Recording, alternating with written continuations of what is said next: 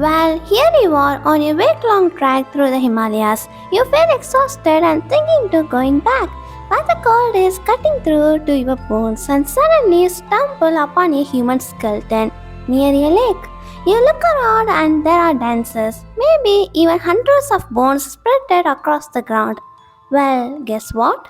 Believe it or not, this isn't a movie scene, it actually happened in 1942. A Indian forest official made this eerie discovery, and even since then, scientists and historians have been trying to solve the mystery. But the question is, what happened here? How did all these people die in such a remote and isolated place?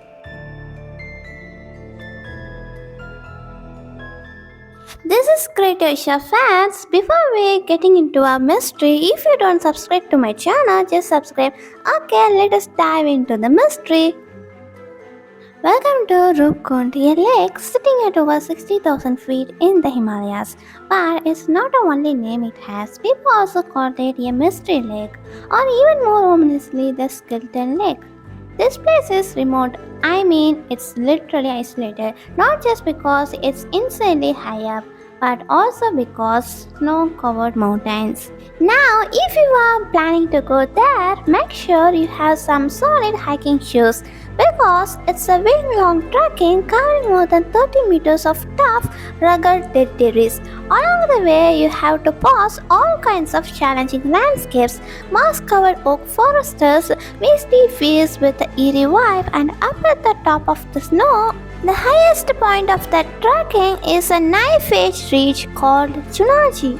Just below that lies Rupkund. How much closer you get to the lake, the darker the atmosphere feels. And on the ground, you can find human skeletons scattered around belonging to more than 300 people. Also, along with them, there were things like wooden artifacts, leather slippers, and rings. So, naturally, the big question is what really happened here? Well, we have three main theories. The theory number one, the local legend. According to the story, a long time ago, a king named Raja Jester went on a pilgrimage trip into the Himalayas to reach a scattered mountain temple. He brought his pregnant queen, Rani Palappa, along with a group of servants, dancers, and others.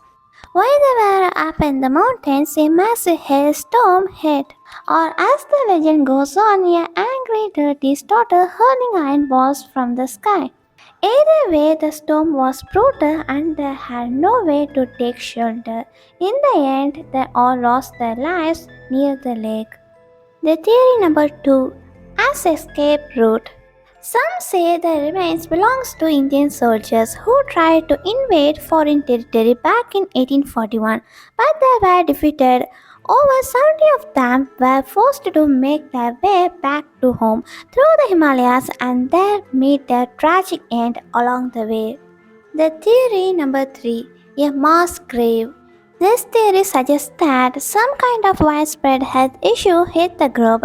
They were all buried there in isolation to prevent the disease from spreading. In this case, Rupkund Lake and its surroundings would basically be a cold remote cemetery. Now, did you know what all these stories had one thing is common? They all assume that the skeletons belongs to a single group of people who died in one catastrophic event. But then science came along and things has got way creepier. In 2019, 20 scientists from institutions in the US, India and Germany teamed up for 5 years to figure it out what the hell is happened up.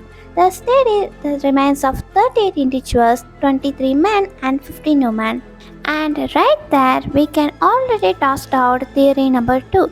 That's important because if these people had been soldiers on a military mission, you would expect most, if not all of them, to be men. Armies in the past were almost completely male, but here there were just too many women for that to make sense. And on top of that, there is no signs of fight or military gear were found at all. After a genetic analysis, researchers noticed that the individuals was not part of the same family. at least not by blood, like relatives are closer, and most importantly, they were mostly healthy. These two facts help to rule out the theory number 3. It probably was not some kind of highly pandemic health problem, but the most shocking part is that these cultists didn't belong to just one single group. They actually came from three obvious groups. The first group had ancestry that falls within the range of present day South Asians, basically from the regions that are now India, Pakistan, and Nepal. The second group had ancestry typical of Eastern Mediterranean, just like people from today's Greece, or more specifically from Crete, and they also identified one individual with Southeast Asian related ancestry. The dating also shows that this remains was not deposited at the same time. In other words, these people didn't die at the same time. In fact, the deaths may have been separated by as much as 1,000 years. Oh, great! Now theory number 1 is out of the window too. After all, the studies can confirm that these people passed away in at least two separate tragic events. According to the researchers, there is a possible clue about where at least some of the people with South Asian ancestry might have come from, or why they were even up there in the first place. Roopkot Lake isn't part of any major trade route or anything like that, but it is along the path of a pilgrimage called the Nanda Devi Road Chain, which passes near Roopkot. It's an Asian spiritual journey that's still performed once every 12 years. But some believe that the South Asian group may have died during one of these pilgrimages, only date back to the late 1800s, but inscriptions suggest it may go back to the 8th century or earlier. So it's possible that tradition started much earlier, and maybe some of these people passed away during one of those early pilgrimages due to a heavy storm or some other natural disaster. Okay, but how do we explain the group that came from Greece? Well, that's definitely more puzzling first because there are not any historical records or evidence to explain who these people were or what they were doing in the far reaches of Himalayas.